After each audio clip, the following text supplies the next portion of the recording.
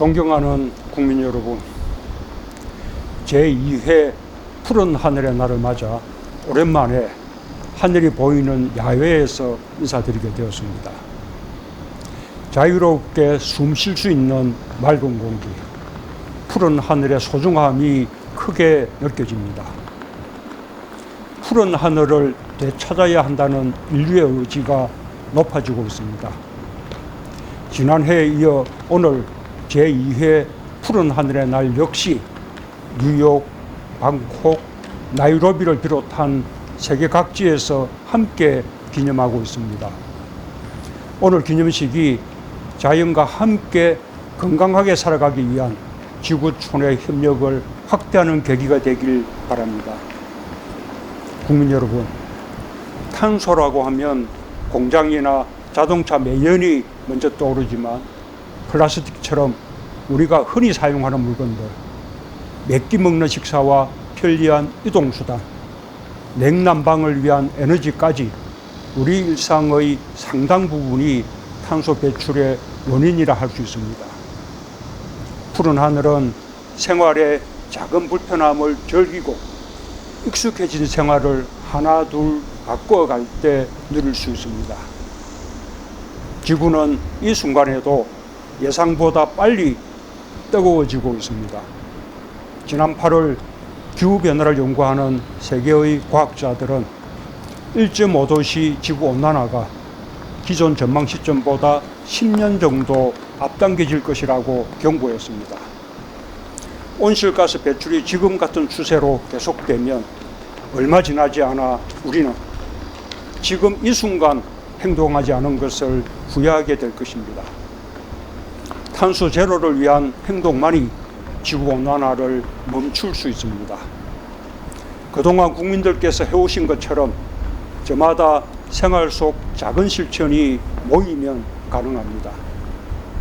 우리는 1995년 세계 최초로 전국 단위 쓰레기 분리수거를 시작했고 도입 5년 만에 쓰레기 양을 절반으로 줄였습니다.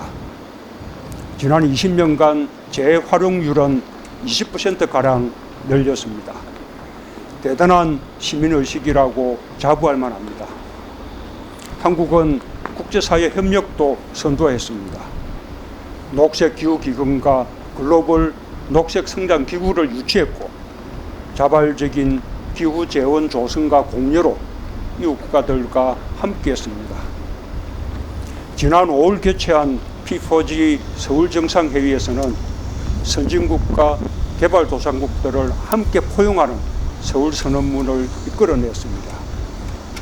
그리고 지난주 탄소중립기본법을 제정해 탄소중립을 법으로 규정한 14번째 나라가 되었습니다.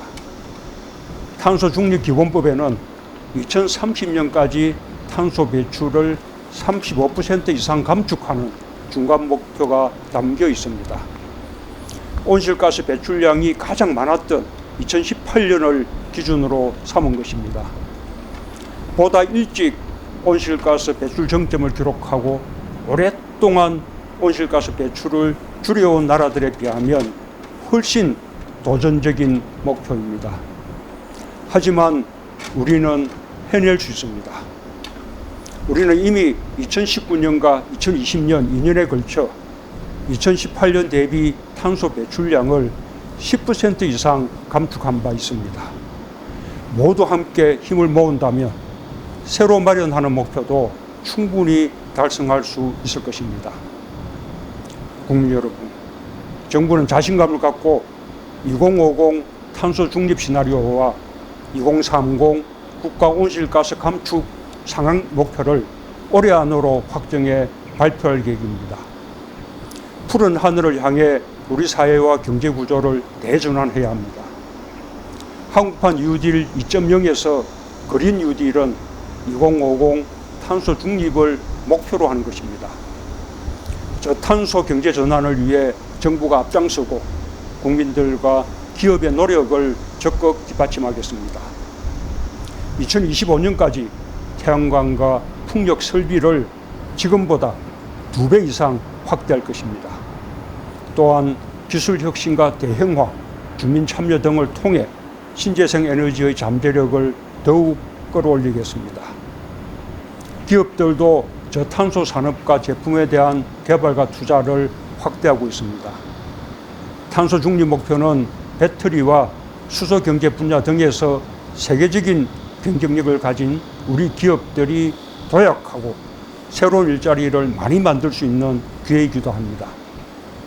정부는 탄소 국경세를 비롯한 새로운 국제 질서에 우리 기업이 선제적으로 대응할 수 있도록 적극 지원할 것입니다. 장기적으로는 탄소 중립 사회로 나아가면서 지금 당장 우리와 우리 아이들을 위해 미세먼지를 줄여나가는 것도 매우 중요합니다. 지난 4년간 강력한 미세먼지 대책으로 초미세먼지 연평균 농도가 크게 개선되고 푸른 하늘을 볼 수 있는 날이 늘어났습니다. 특히 계절관리제를 통해 겨울철과 봄철에 가장 심했던 탄소 배출과 미세먼지 발생을 대폭 줄였습니다.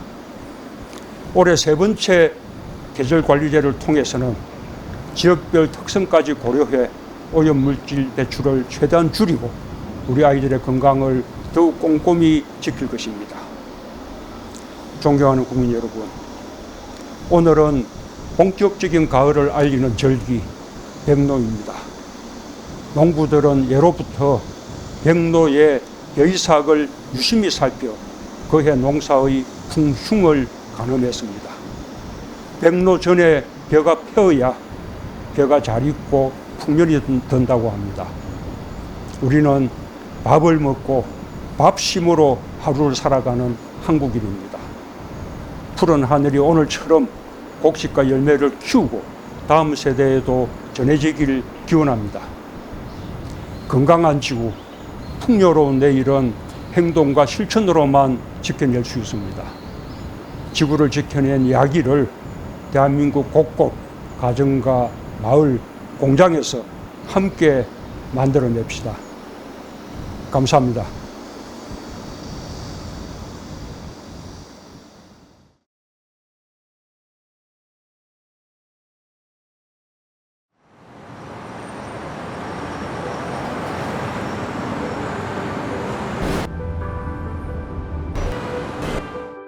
미세먼지 없는 푸른 하늘.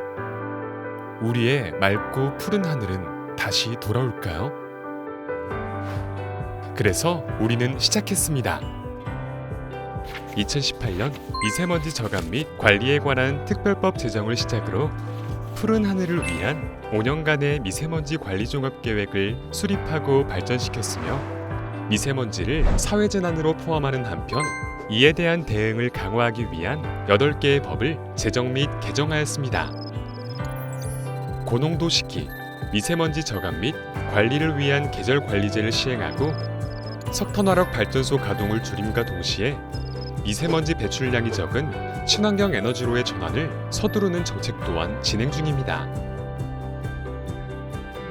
미세먼지가 많이 발생하는 지역을 대기관리 권역으로 관리하는 한편 미세먼지 다량 배출 사업장에 대하여 배출 허용 기준을 강화하고 소규모 영세 사업장에 대해선 방지 시설 설치를 지원하고 있습니다. 미세먼지 배출이 많은 노후 경유차의 운행 제한을 확대하고 조기 폐차 지원을 하는 데 이어 전기차와 수소차 보급을 통해 수송 부문의 미세먼지 배출을 저감했습니다. 또한 도로 내 비산먼지 개선을 위해 도로 청소 차량 운영을 확대하고 지하철역과 교육시설의 미세먼지 정책을 시행해 우리 생활 속에 미세먼지를 저감하는 노력 역시 진행하였습니다. 뿐만 아니라 동북아시아의 효과적인 대기오염 개선을 목표로 한 청천 프로젝트를 통해서 맑은 하늘을 위한 국제적인 협력 역시 진행하고 있습니다.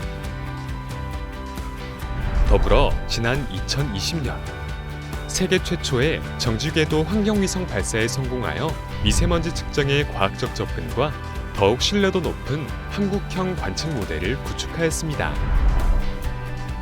이러한 정부의 노력과 국민의 실천으로 미세먼지 없는 푸른 하늘이 돌아오고 있습니다. 5년 전과 비교해서는 초미세먼지 농도를 27%나 개선할 수 있었으며 과거와 비교해 푸른 하늘을 볼 수 있는 일수 또한 크게 늘어나게 되었습니다. 그러나 우리의 노력은 여기서 멈추지 않습니다.